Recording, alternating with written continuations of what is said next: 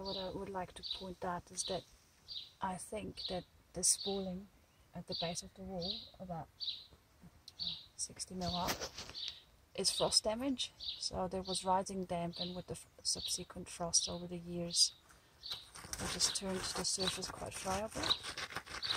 I've already cleaned this out, but it's just this pattern of very small clay lumps, very friable clay lumps.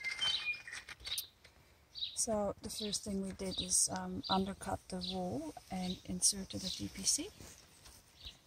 So you see we chased out about 40 mils, inserted the DPC, and then filled it back up with cob. And now the big challenge is to get anything to stick to this friable surface.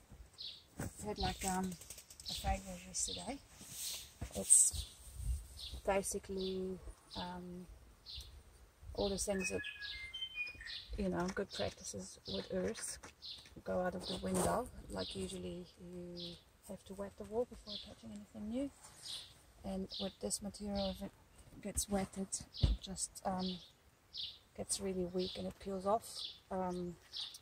The repairs peel off with a layer of this stuff, and that usually happens overnight.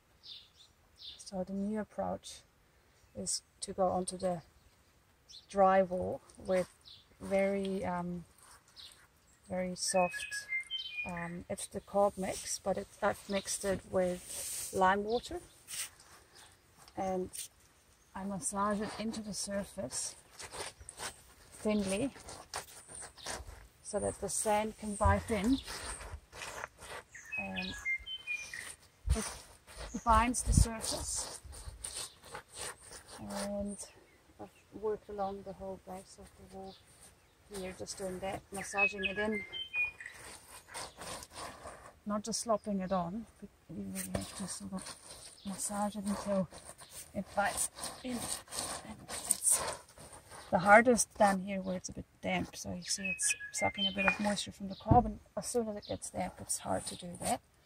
I'll show the difference on a little bit a drier surface. You can just go like that and it bites in. So we'll do that all along, and then either in the afternoon when that's sort of started to dry out, or tomorrow we'll attach the first thin layer of cob.